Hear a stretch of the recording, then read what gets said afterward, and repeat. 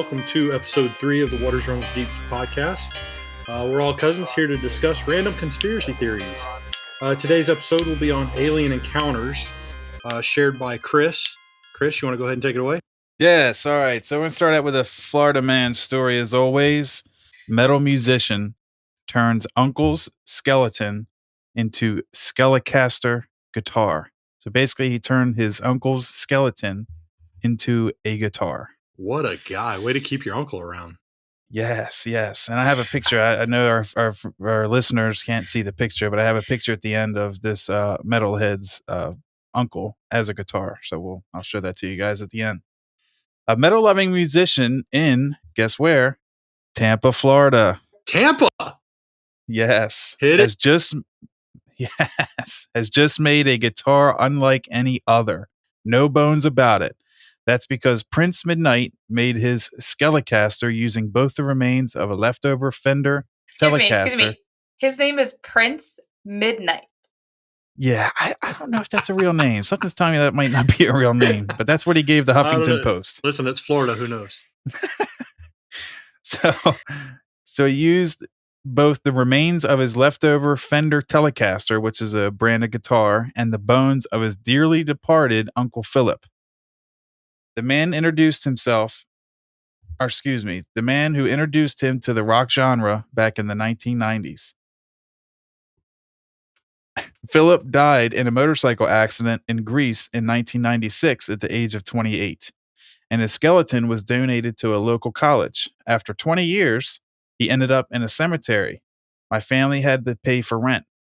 Like literally in a wooden box, Midnight told HuffPost. It's a big problem in Greece because the Orthodox religion doesn't want people cremated, which I didn't know. That's very interesting that the Orthodox do not like to cremate their departed. The Catholics just approved it 5-10 years ago. Yeah. Oh, so that's interesting. So with the help of a local funeral home, Prince Midnight had Uncle Philip's bones sent from Greece, but the plot thickened when he declined to buy a cemetery plot for Uncle Philip.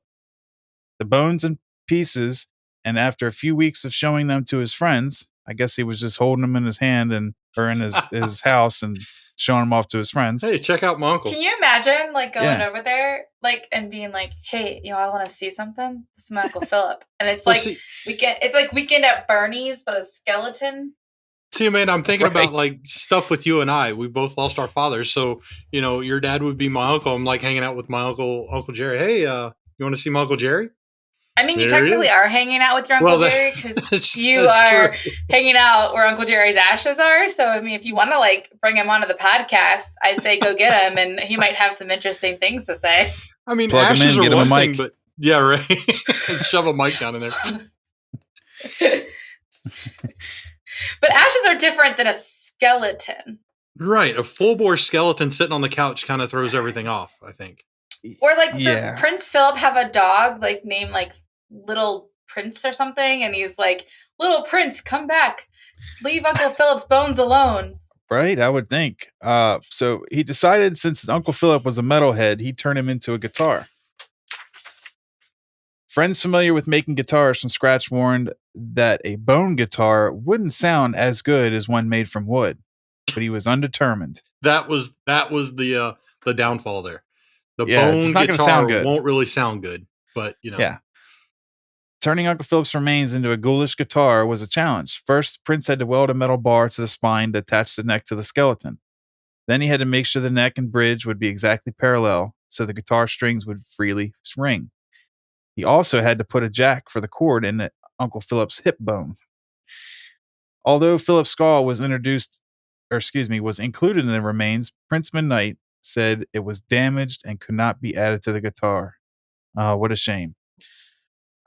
So wait, no where skull. are we putting the skull? No skull. That would have to be at the top. That would have to be, Yeah, it'd be at the top. It'd kind of be the neck of the towards the neck of the guitar. Do you think he used the neck or the spine for the neck of the guitar? Oh, absolutely. He did. Nice.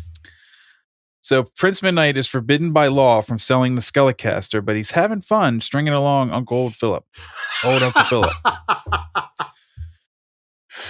So still, he admits his project caused some awkward moments with his mom. At first, she said it was sacrilegious, and the work of the devil. You know how moms are, Prince Midnight said.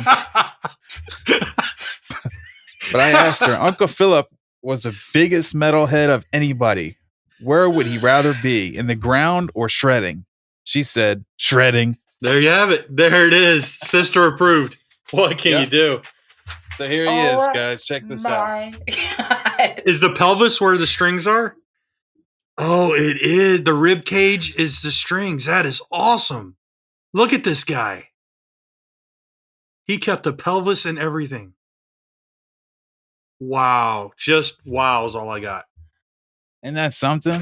Rock. We're going to have to post that. Philip Midnight. Yes, we are definitely going to post that. I will send it to our social media person and we will. Yeah, we'll get that out. Everybody check out the Insta. Yep. Okay, so yes. A couple questions. Absolutely. Can I make an instrument from your bones? Maybe a flute. Like hollow out one of my like femur bones or something and drill some holes in it. Yeah, femur. That's the way you're going. Femur. I was thinking like I could use your rib cage to make a xylophone. Yeah. Or is that what xylophone is? The one with the keys on it, and you use the two like drumsticks, right? Yeah, the two little. Soft paddles. You could do that. That'd be easy to do. Yeah. I don't know how you get each rib bone to sound different from the other, but they already do. I would assume because they're bigger and. That's true. You know. There you go, playing your ribs already, Amanda. That'll work. That's called my fat. I mean, don't they call like the piano keys like? Isn't slang called playing bones? Yeah. Yep. On piano, yeah, it's playing the bones. I feel like they used to be made from like whale bones or something.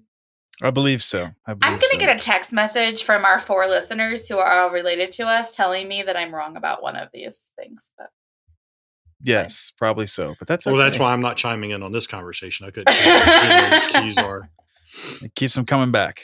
There you go. As long as they're listening, that's all we're after. Yeah. All right, so maybe I'll do that to your Aunt Margaret. What instrument should I make her once she finally? A bass drum.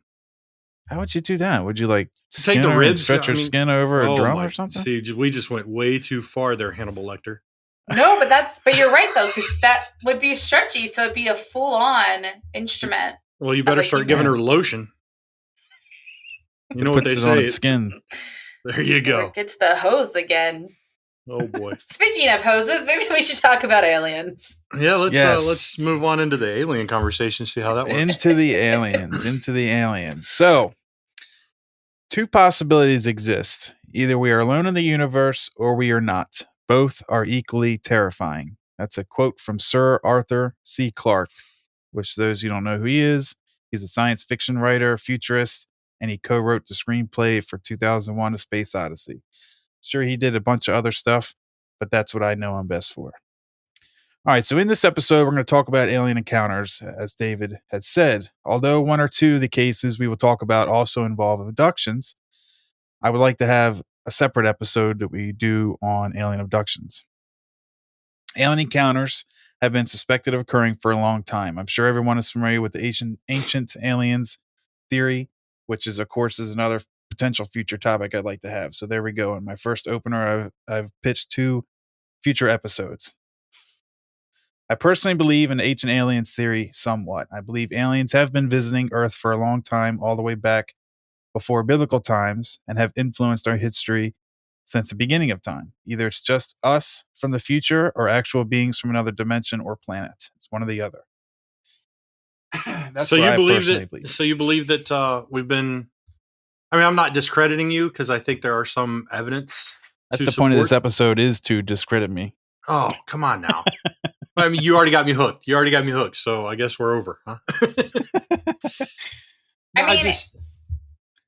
Go ahead. Sorry. I was going to say, I think we've already, somewhat talked a little bit about like that, the belief or disbelief in aliens, but we're specifically saying, have aliens tried to contact us, and or are they currently contacting us?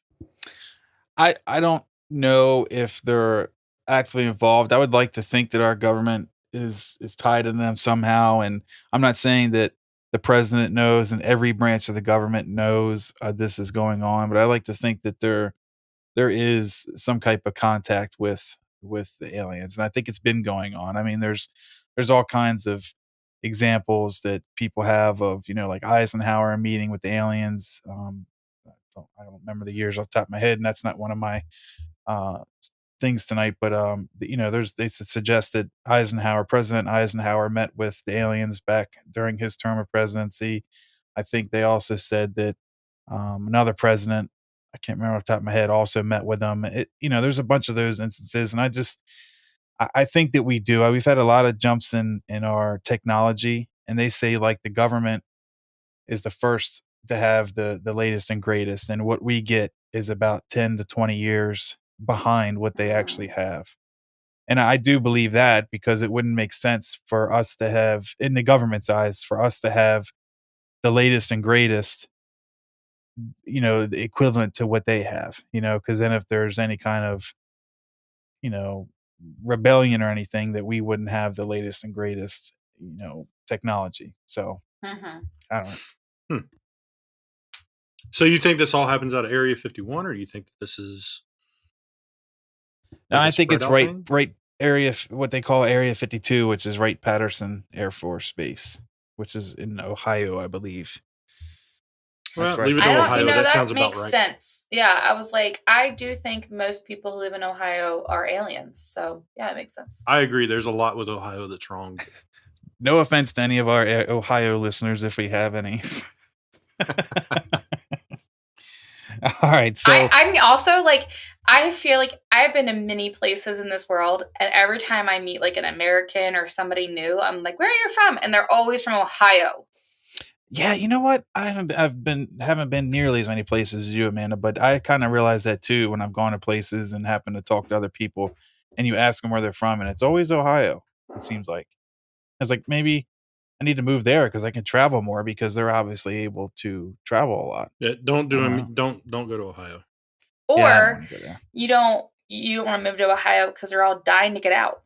Yeah, that's true. Yeah, maybe you don't want to move there because nobody wants to stay there. Everybody's trying to get out. That's a good point. That's a very good point. That could very well suck there. Yeah. Oh, I heard Cleveland rocks. Drew Carey show. Nice. All right. So tonight's research, this episode's research is I've pulled from Stacker.com, History.com, Google, and Wikipedia.com. All right. So in the Bible's book of Ezekiel, a mysterious ship is described as appearing from the sky in Chaldea, modern-day Kuwait. Strange sightings were recorded around Rome in 218 BC. A wave of mysterious apparitions showed up in 4th century China when a moonboat was documented floating over the country once every 12 years. A smattering of other unfamiliar objects in the sky were noted in Germany in 1561 and then again in Hull, England in 1801. In 1639, long before the era of planes and satellites, John Winthrop wrote in his diary about a large, strange light in the sky that shot back and forth. By the time he and the other man on his boat got their wits about them, their vessel was a mile from where it had been when they first spotted the light. Between 1896 and 1897, newspapers had several reportings of UFOs across the western United States. The Wright brothers didn't take their first flight until 7 years later. The daytime sightings were described as cigar-shaped airships or disc-shaped objects. Nighttime sightings occurred as well, and they are described as orbs of light. Some believed it was the work of an inventor, but others stated the occupants looked like men from Mars. Thomas Edison had to release a stern statement informing the public that it was not his inventions, and they were seeing in the skies. How do they know what men from Mars look like? And what's funny? I have no idea. I guess they look different, and that's kind of unfair for them to say, but I think they just look different because that was several different things, and I've heard that same description on some documentaries and stuff that I've watched. It's always they describe the men as looking like they were from Mars, and I never understood that. I don't know if they like the old 50s, idea of Martians where they had like green skin and helmets with antennas coming out of them or what. But that's, I don't know. I don't know how they know what men from Mars look like, to be honest. Sorry, continue. I was just like, it's, I guess, our imagination, because if we knew what a man from Mars looked like, then we would know the answer to a lot of these questions. Yeah. So multiple times during World War II, when Allied pilots used the term Foo Fighters to describe the odd circles of light pilots noticed flanking their planes during combat. So these are just some examples throughout history that they're not the modern day reports of UFO sightings or alien sightings. It's just some examples throughout history where it was lightly documented of things that could be described as alien or UFO. So the term UFO was coined back in 1953 by the United States Air Force as a bucket term for unexplained sightings. Everybody now knows that they have changed that term and they prefer the term UAP, which is unidentified aerial phenomenon. Not sure what the difference exactly is. I hate when people are so politically correct, especially about aliens and UFOs. I know, right? Got to use the right. Oh boy, here we go. So the oldest photo of a UFO was shot in 1870 above Mount Washington in New Hampshire. How grainy was that photo? It was actually, believe it or not, and I can't remember what they called the photos back in that time, but it was one of those like tin prints, I think they called them. Yeah. Or something like that, where they're like on a piece of tin. And it was not grainy at all, but the cloud looked strange. It was basically like taking a picture above the mountain, looking at the clouds, and there was like this black like slit almost. I don't know. It looked like a log in the sky. And it was a very interesting photo because the clouds do not look like the clouds that I look up in the sky and see. They look very detailed. Look like ribbons and things like that. So it was interesting. I'm not sure if I quite believe that one, but that's kind of what people's first, what they call the first photo of a UFO was. Okay. So would you believe a more grainy photo, or would you believe like that crystal clear photo? Well, it depends, because the problem with that one is it doesn't really, the clouds are very detailed and the picture's not grainy or anything like that. But the object itself just looks like a black log shape. Like there's no detail on it at all besides that outline of what I would think a log looks like. Yeah. So to me, it doesn't really, it could have just been I don't know how those pictures worked back then, but to me, it could have been just some exposure or something happened during the processing of the photo. So I don't necessarily take that one. The reason I ask, I mean, there's been grainy pictures of Bigfoot, and now we got a crystal clear picture of a freaking UFO. How does that happen? It's really hard to take pictures of stuff in the sky. Like if you take a picture of the moon, you have to put something in the frame to reference it, or the moon's going to look like, a smaller dot than what you're trying to take a picture of. Sure. Absolutely. Magic. And there's several videos and photos out there, like a big famous one of photo wise for UFOs is the Phoenix lights that happened in the mid to late 90s, where people from all over the city of Phoenix videotaped these odd lights that were going across the city. And the governor at the time kind of played it off and made a big joke about it, but he's actually come out since then and said that he saw it as well that night, and it can't explain what it is. But the government came out, the Air Force came out and said that it was like flares from a training mission that the people were seeing, but they didn't move like flares did. So they didn't say it was a weather balloon this time. No weather balloons. Okay.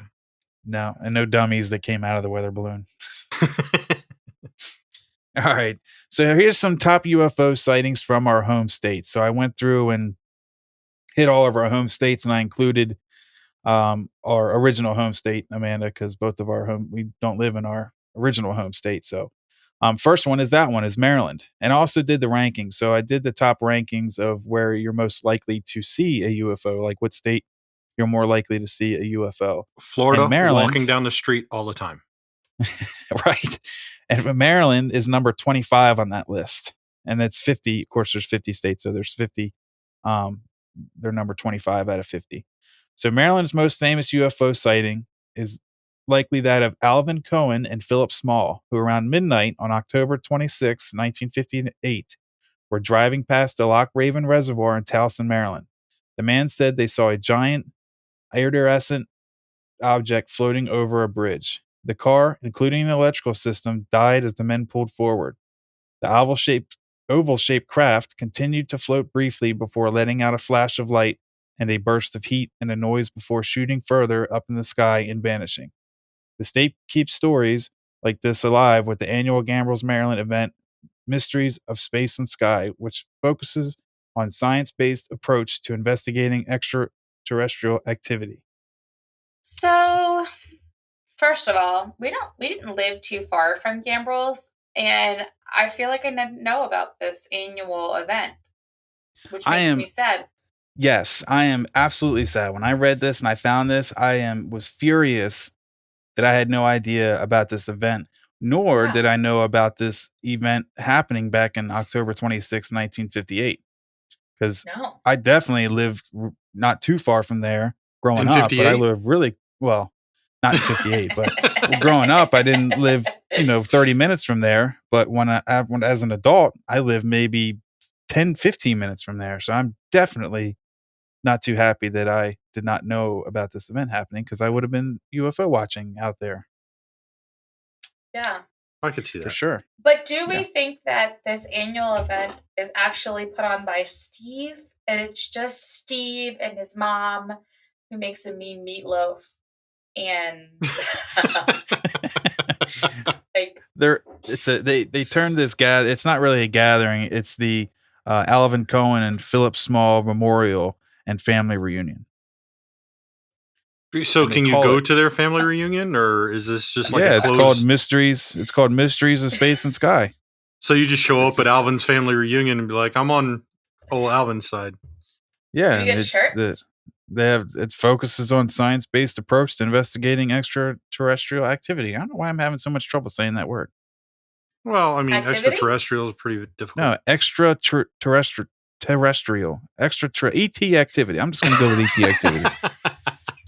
Because apparently I cannot say that word. And I know I've said that word before, so that's upsetting. Anyway, moving on. So Pennsylvania, my home state, is number 6. My new home state is number 6. So Pennsylvania's own version of the Roswell incident, which everybody knows what the Roswell incident is, or familiar with it, I hope. The two of you at least. Yeah. About in the 1950s, or excuse me, late 1940s. Yeah, yes, it is a good. Even the newer one's pretty good. They came out, or there was a reporting of a UFO crashing in Roswell, outside Roswell, New Mexico, and a farmer found the stuff, contacted the Air Force, etc., or the Sheriff's Department. They contacted the Air Force, and so on and so forth.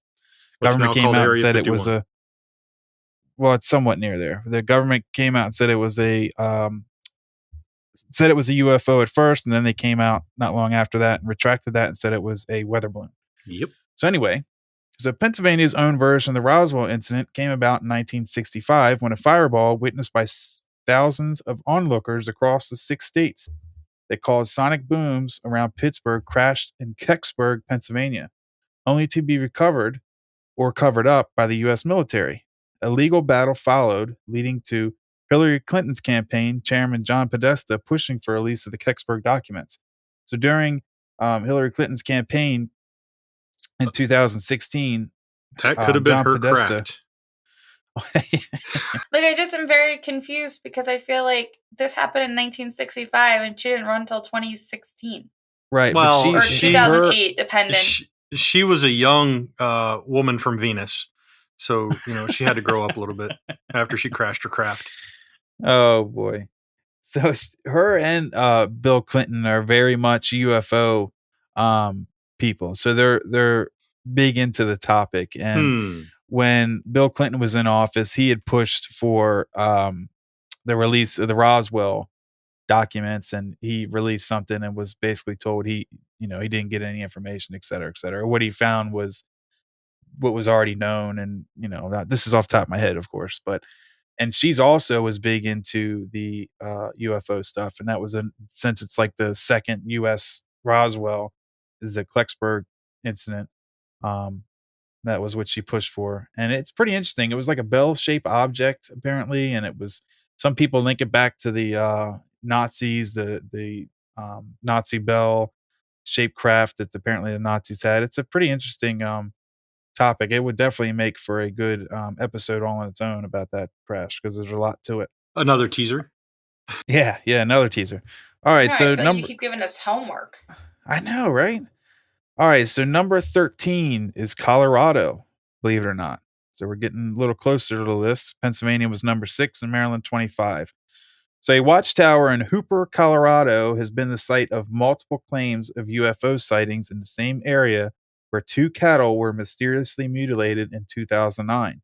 The attacks reported by rancher Manuel Sanchez outside of San Luis included precise removal of organs and no evidence of struggle and no pooling of blood. He found another calf in a similar state several weeks later, which led to Sanchez selling off the rest of his cattle before he lost any more. News reports noted that striking similarities between Sanchez's accounts and similar string of mutilations in 1967 on the King Ranch several miles away outside Alamosa. So he got rid of his cattle because he was afraid that this was going to keep happening to his cattle. Like, I wonder if like his cows were special or.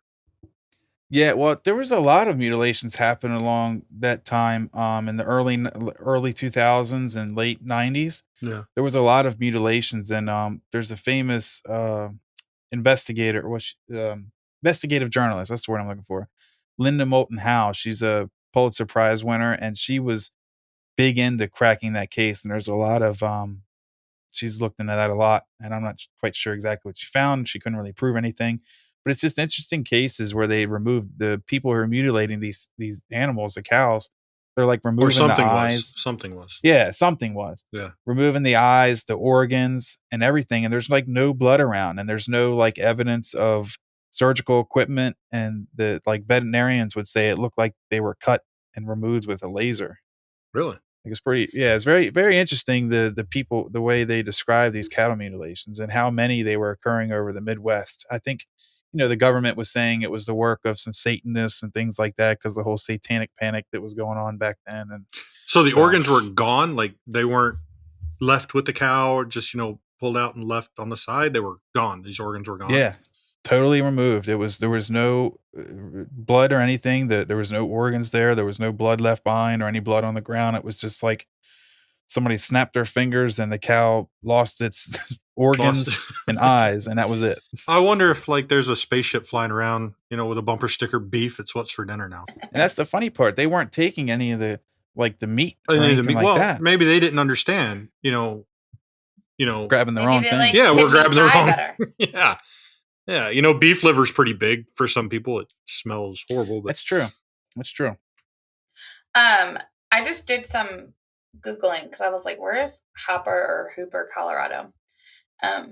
It's really small, but probably like maybe 10 miles away is the Colorado Gators Reptile Park. So I'm going to say that a gator got loose, but also why is there a gator park in Colorado? Well, if a gator got loose, there would be more blood. They would be able to see the teeth marks and stuff like that. It would be more tearing than it would be cutting, I would think. It's a really good gator. Maybe it's a surgical gator. The gator has lasers. The gator has lasers. Here we go. A government thing. Gator with freaking lasers. Gators with freaking lasers. Right? All right. Well, I guess you can't guess what number Florida is. And let's go, boys. Let's go. Number 1. Number 2, you are a runner-up, unfortunately. Which I was surprised at number 1. I'll tell you who the top 5 are. I'll tell you the top 5 states you can see a UFO and the top 5 states you're less likely to see a UFO. But here's Florida first. They're a famous UFO encounter. So this is one of my favorites, and actually, excuse me, the Project Blue Book. If anybody's familiar with Project Blue Book, the government part of the government had this department called Project Blue Book. They ran out of the Air Force and operated out of the Ohio Air Force Base, Wright-Patterson, and they investigated this incident. and they blamed it on swamp gas. That's what the outcome was, is that they said it was swamp gas, of course. This is where the famous, it was swamp gas came from. I've heard that. So yes. In Edward Ruput's 1956 book, The Report of Unidentified Flying Objects, on the event of August 19th, 1952, a hardware store clerk and scoutmaster, Desvergis, a 30-year-old, was driving a group of Boy Scouts home when he saw a bright light flash over a military trail near West Palm Beach, Florida. Thinking it may be a downed plane or a car accident, Desvergis pulled onto the shoulder of the highway so he could take a closer look. Armed with a machete and a flashlight, he entered the Palmetto Grove near where he saw the lights, leaving the 3 boys in the vehicle with instructions to alert the residents of a nearby farmhouse if he did not return in 15 minutes. According to the declassified documents, after about 4 minutes of hacking through the bush, Desvergis entered a clearing in the grove. The first thing he described was an acute, nauseating smell, and then the feeling of somebody or something watching him. So that's where they're pushing the swamp gas, is the smell and the heavy feeling in the air. Well, that's Bigfoot. Right. He next experienced a sensation of oven-like heat coming from above. Looking up, Desvergis said he could not see any stars as he was standing beneath a hovering object. The object was circular, Desvergis recounted, dull black and no seams, with about 30 feet in diameter and a height of 10 feet. A convex dome atop it, and the bottom edge lit with a phosphorescent glow. So next part comes from history.com. What happens next is what separates Desvergis' encounter from thousands of other UFO sightings. As he slowly moved backward, he recalled he heard a noise like metal against metal, like a hatch opening, after which a red flare-like light came from the side of the object and slowly moved toward him. Desvergis constantly referred to it as a ship when recounting the tale to the authorities. As he placed his hands over his face, fist closed, hand over each eye, the red ball of light grew into a red mist engulfing him. It was then he recounted that he lost consciousness. When he awoke, Desvergis said he was leaning against a tree but could not see properly as his eyes were burned. Scrambling back through the palmettos, his eyesight slowly returning to normal, he burst incoherent out onto the highway, where he was met by the boys and local authorities. So this cat was in the bushes for a little while. Yeah, good little while. I have a problem. Now, I'm not sure. I mean, I'm born and raised in Florida. I'm not sure how likely I would be to jog off into the woods after I saw some bright flashing lights and what have you, and to find out what it was. Well, back then, I mean, like you said, back then it was a little different. Back then he wasn't thinking UFO or anything like that. He was thinking, a crash plane or a car or something like that. He wasn't thinking anything abnormal like a UFO or anything like that. He didn't think to wait for sounds. I mean, a crash plane or a car or something like that is going to put off some kind of sound, I would think. Yeah. And or fire. Well, yeah. Well, I think that's what he thought he was seeing was a fire because of the bright light and everything. I think he thought something had exploded. But with the no sound, I mean, the only thing I can think of is maybe he thought because he was in the car, he couldn't really hear it because of the distance. Yeah. So I kind of see where, okay, I could see myself doing the same thing. I wouldn't be walking back there with just a machete and a flashlight. Right, true, yeah. But what are you going to do against the red light that engulfs your eyes? Yeah, or a spaceship hovering above your head. Yeah. Well, at that point, I'm kind of pooping my pants and, yeah. Thinking about how the government's about to use me.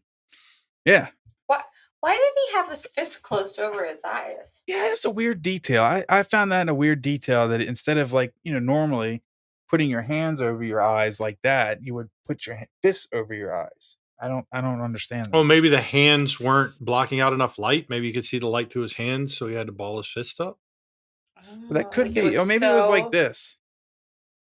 Okay, maybe he was trying to use like hand binoculars. Yeah, like almost like you're doing hand binoculars, but with a closed fist instead of an open fist. I wonder if I can see these UFOs closer. See what these guys are doing. Yes. All right. I don't know. That's just. Yeah, that's a weird one. Yeah. Definitely a weird one. All right. So the top 5 states for UFO sightings. So these are the top 5 states that you're likely to see a UFO. And I have a theory. After I give you all these, I have a theory of why they are where they are. But I'll go ahead and run through them. So number 5 is New York. And they've had 3,830 sightings. Go New York. All right. Number 4 is Texas with 3,848 sightings. Number 3 is Washington State with 4,351 sightings. Florida's number 2 with 5,826 sightings. Jeez, that's a jump. And number 1 is even more of a jump, is California with 10,333 sightings. Well, California. I mean, I think most UFOs live in California. Right. They're called celebrities, David. Oh, that's what it is. Celebrities. That's right. Ours are not called celebrities in Florida. No, they're called Florida Man. Yeah, I was going to say they're called Florida Man. Yeah. Another type of celebrity. Yeah. Infamous. All right, so top 5 to not have a UFO sighting. So number 5, Rhode Island, it has had 448 sightings. Number 4 is Delaware with 294. Number 3 is South Dakota with 272. Wyoming, 266. And North Dakota with 192. Now think about this, guys. Think about the population compared to all these. So I'm thinking that's why they are where they are, because of the population. Like if there's only 50,000 people, and I know this number is probably really low, but 50,000 people in North Dakota, then okay, it makes sense that they only had 192 sightings. Whereas California has several million people, or billion, whatever it is. You know, it would make sense that they've had, I don't know. I mean, I'm probably way off. I'm not good with numbers and population, but I'm just saying, if there's more of a population, it makes sense that there's more sightings, so it's not like where they do it's per capita or anything like that. It's just straight, they've had this number of sightings. And it seems like the top 5 are the states that have a larger population, except for maybe Washington State, because I can't believe that Washington State has more of a population than New York and Texas. So that's where it gets a little tricky. Please do the numbers per capita for us so that we can. Yeah, right. Well, what I was going to ask you to do is kind of figure out where these sightings are, I guess, more focused. Oh, statewide, or like what city in each state? Yeah.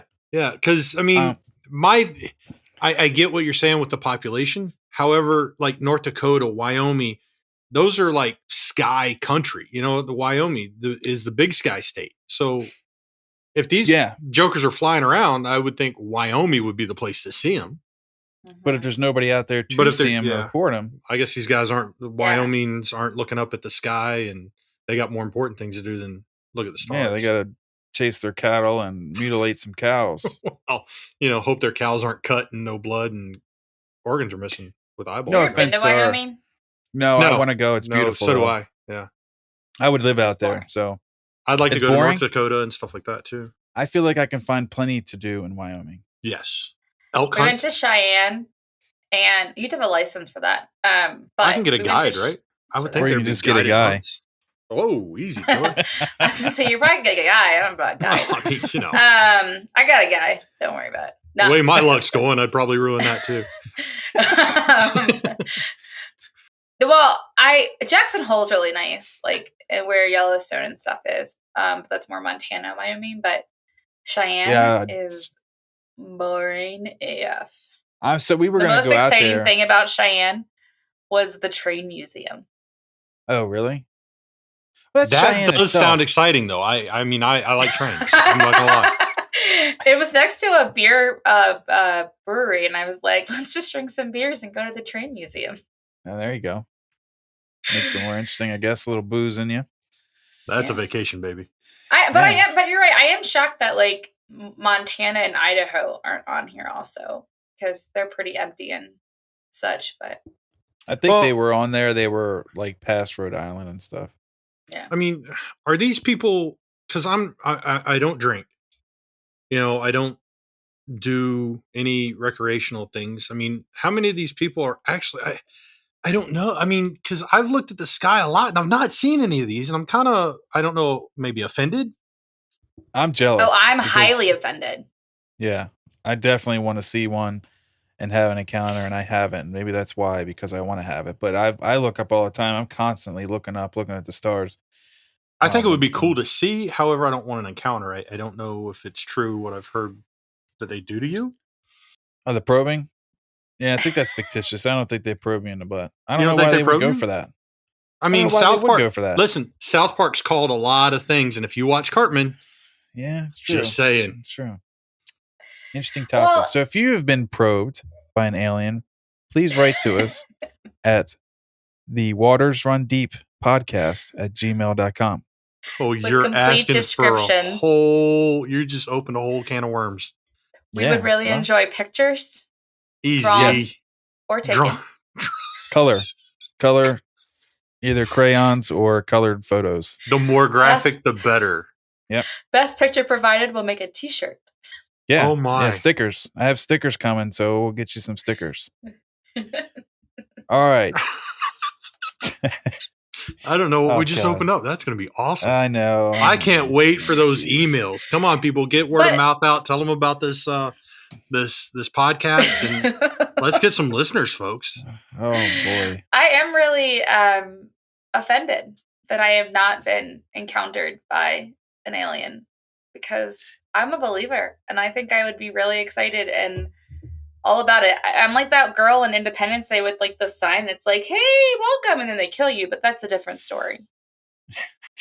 Yeah, I definitely I wouldn't turn away an encounter. I mean, people have some scary stories about their encounters, that they've been abducted and things like that, and that's why I wanted to do the abductions mainly for another story, the more in-depth ones, because there's a lot of interesting stories about these people recounting their abductions. And I get that there's probably some out there that are BS, people that are embellishing or just confused or whatever, but I do think there is something to the abductions, and I'll get into that. There's a couple of the ones we're going to go through that have an abduction piece to it, so we'll get into that a little bit, but I really would like to do that in a separate episode. No lie, this is one of the things that I had nightmares about when I was growing up. Like, really? Oh yeah, I would see something on TV about this, and for some reason I was drawn to watch it. Oh, God help me. That night, it was horrible. Just a bad night. I never did the nightmare thing, but I would definitely be thinking about it. I'd see it on TV, like the old Unsolved Mysteries and stuff, when they had that was my favorite, when they had like the ghost and or alien topics on Unsolved Mysteries. And I definitely would be like, that'd be all I'd be thinking about as I'm like going to sleep when I was a kid, and it would mess me up. But I never did have the nightmares, though. I'm kind of jealous about that, because I probably did, and maybe I just didn't remember them. Yeah, I had nightmares of like these guys visiting. I mean, of course, I could have been, who knows, not probed, but visited. But yeah, I think it was some stuff on the History Channel where they, these people talked about the bright light in their room, and then they'd wake up to these gray men standing at their. Oh my goodness, it was a horrible, horrible nightmares. Yeah, I can imagine. I mean, maybe that was your multi-universe, and one of you in the multi-universe got visited. One of my other me's got probed. Yeah. Yeah. Oh, poor fella. Slipping through the multiverse. Yeah. Slipping through something. Oh boy.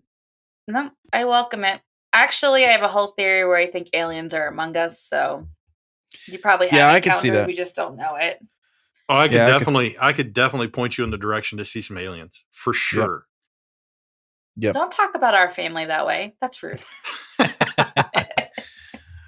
All right, so we're going to get into the main topics now. So this one is Proctor Farm Crash in Aurora, Texas, from April 19th, 1897. And this is going to be the account from the Dallas Morning Newspaper right there in Texas. About 6 o'clock this morning, the early risers of Aurora, Texas, were astonished at the sudden appearance of the airship, which had been sailing around the country. It was traveling due north and much nearer the earth than before. Evidently, some of the machinery was out of order. for it was making a speed of only 10 or 12 miles an hour and gradually settling toward the Earth. It sailed over the public square, and when it reached the north part of town, it collided with the tower of Judge Proctor's windmill and went into pieces with a terrific explosion, scattering debris over several acres of ground, wrecking the windmill and water tank, and destroying the judge's flower garden. The pilot is shipped. I know, it's crazy. That's sad. Hey, real quick, is this like Procter and Gamble? Is this how the medicine guy started? Maybe he got some stuff from the UFO. No. Yeah. He started in Ohio. That's not Texas. Well, where's all the alien encounters coming from? We just talked about this. Ohio's a big one. I'm just saying. So is Judge Proctor, is his first name Judge, or is he Judge? He's actually a judge there in town in Texas, Aurora, Texas. Was actually a judge. I don't think he's still judging. He might still be residing. It was only 1897. He was got some bones sitting on the bench. Someone may have made him a guitar. Yeah, he could have made him into a guitar, and he's still plugging around. All right, so the pilot of the ship is supposed to have been the only one aboard, and while his remains were badly disfigured, enough of the original has been picked up to show that he was not an inhabitant of this world. Mr. T.J. Weems, the U.S. Army Signal Service officer at this place and on astronomy, has his opinion that the pilot was a native of the planet Mars. Papers found on his person, evidently the records of his travels, are written in some unknown hieroglyphics and cannot be deciphered. He had papers? This UFO guy had papers. Yep, and I guess it detailed his travels, but I don't know how they knew that because they said it was written in some unknown hieroglyphics and they couldn't decipher it. So how do they know it was evidence of his travels? Well, I guess they're just assuming. Because really it was actually written in like Arabic, and they were like, oh, that must be ancient letters. Well, I mean, it could have been a letter to his wife. You know, hey, I just crashed in Texas. And, or could have been a suicide note. Who knows? Could have been, or, my ship is all jacked up. I'm only doing 10 miles an hour and I'm going to hit the judge's water tower. This sucks. Yeah, it could have been a sorry note for the judge since he destroyed his flower garden and his water tower. Yeah. All right, so the ship was too badly wrecked to form any conclusion to its construction or its motive power. It was built of an unknown metal resembling somewhat of a mixture of aluminum and silver, and it must have weighed several tons. The town today is full of people who are viewing the wreckage and gathering specimens of strange metal from the debris. The pilot's funeral will take place tomorrow.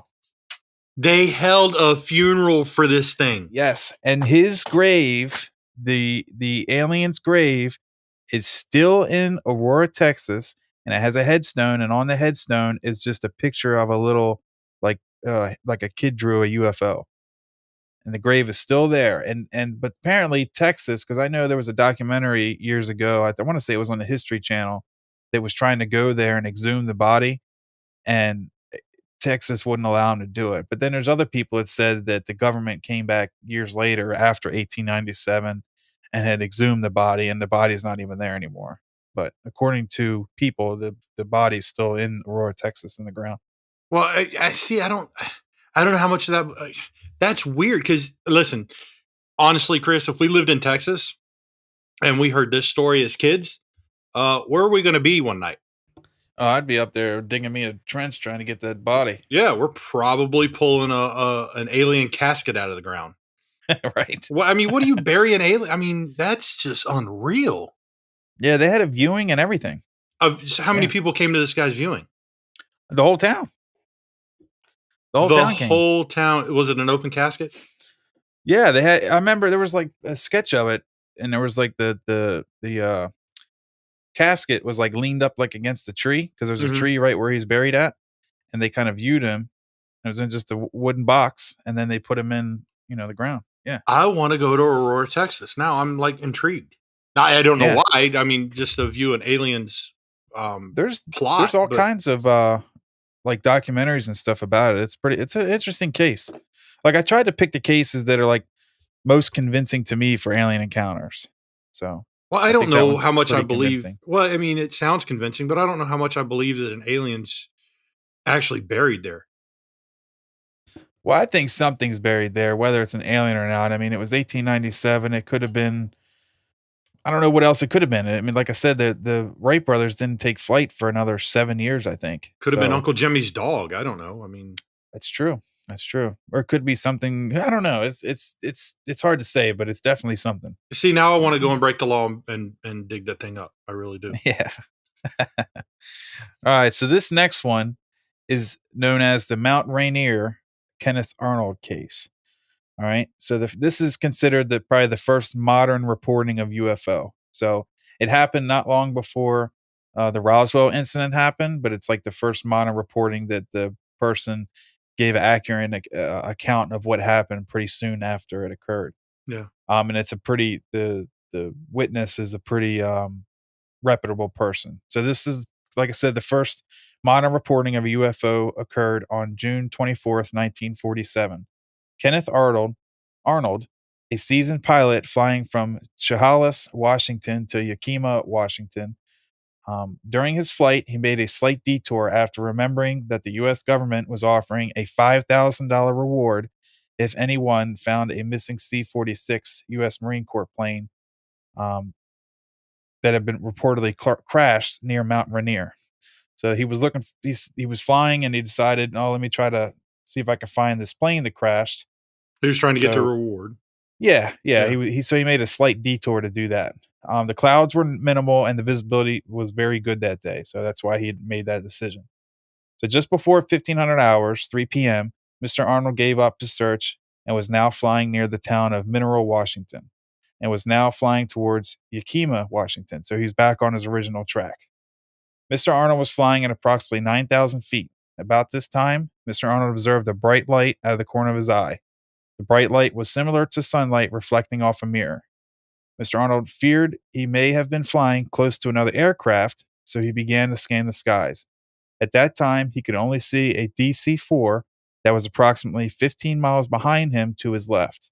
30 seconds after seeing the first flash of light, Mr. Arnold saw a series of bright flashes to his left in the distance, north of Mount Rainier, which is about 25 miles away. Mr. Arnold at that time observed 9 60-foot-long flying objects in an echelon formation stretched out about 9 miles. So there's 9 crafts he observed, about 60 foot long apiece. 60 feet. Yeah. And they were stretched out about 9 miles. Yeah. Mr. Arnold quickly ruled what the objects might be. He later described the crafts in an interview as 9 delta-shaped crafts flying like a saucer skipping over the water.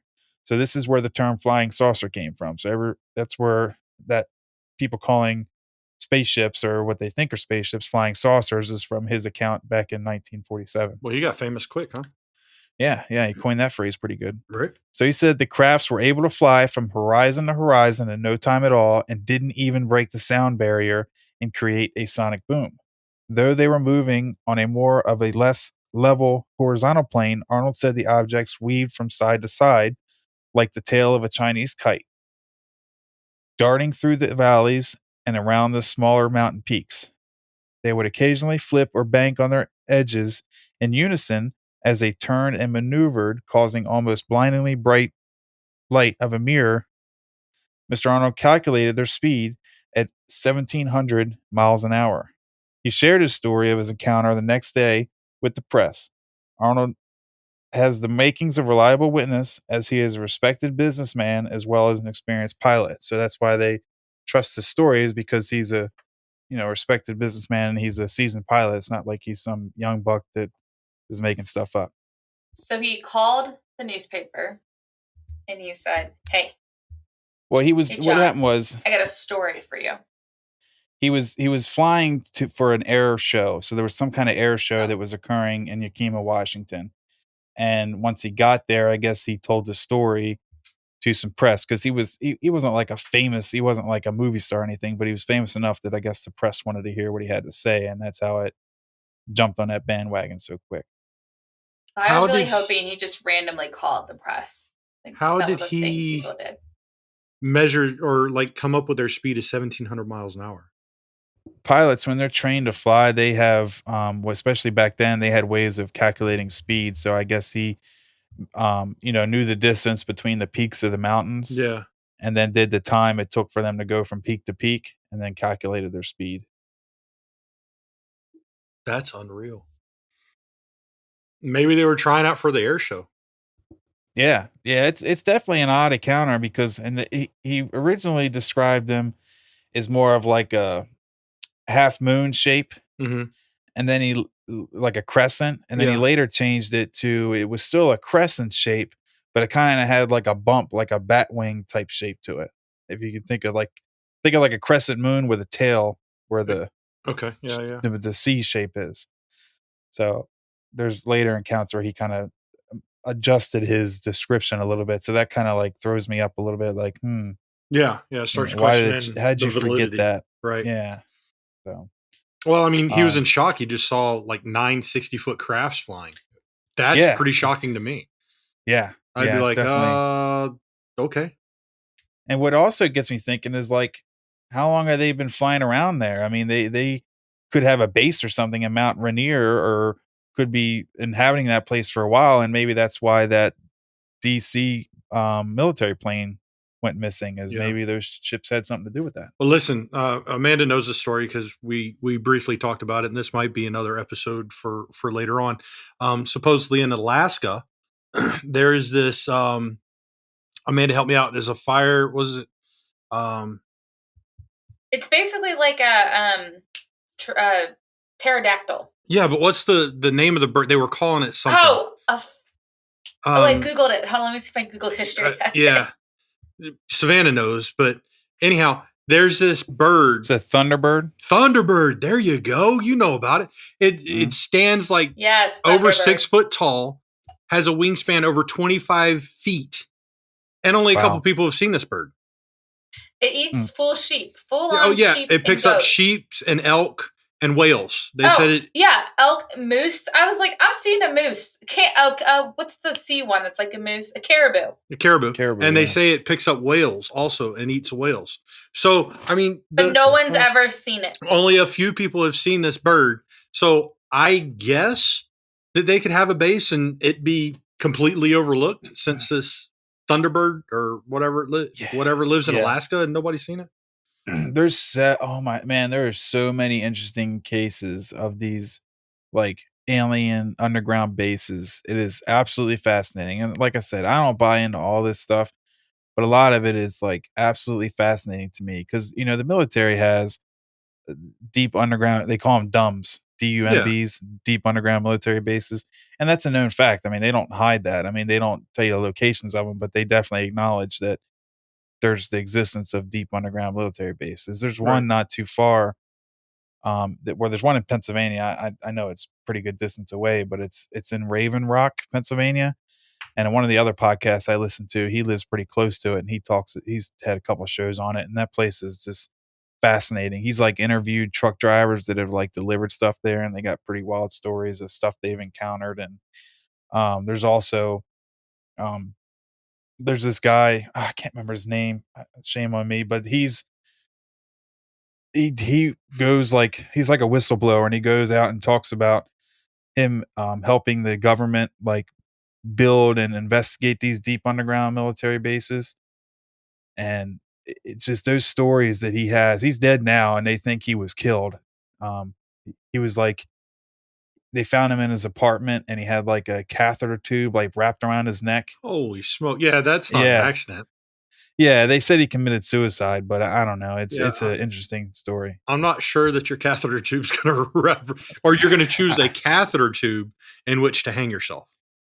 Yeah, that's just like, I don't understand why he would use that if he's going to, not that I'm an expert on ways suicides of killing myself, but his name's tubes. Philip Schneider. So Philip Schneider, there's several documentaries, but there's one, it's called Philip Schneider, Deep Underground Military Bases. And he details his experience working for the deep underground military base complexes throughout the United States. And he talks about encounters with like these reptilian creatures and alien creatures. And like, it's just fascinating. And this stuff, And like back in the early 2000s and late 90s, like he would go on like these talk seminars and go to these different places and like tell people about his, encounters and stuff. And like I said, this stuff could all be a bunch of bullshit, but it is absolutely fascinating whether it is or not. And I would love for it to be true because of how fascinating it is, but who knows, I wonder if Elon Musk was one that escaped from one of those deep underground military bases. Absolutely could be. Absolutely. No offense, Elon. No offense. I mean, if you want to sponsor us, we'd be happy. Yes. Tesla, we take you on a sponsor in a heartbeat. Offense. Yep. I think I've already ruined that when I called him crazy in our first episode. No, it's true. I think he's pretty forgiving. I mean... Yeah, he looks pretty forgiving. He seems like a really nice guy. Yeah. It's like the Lord of Alien, all. So. Or... whatever he is. Bot. Whatever. Simulator.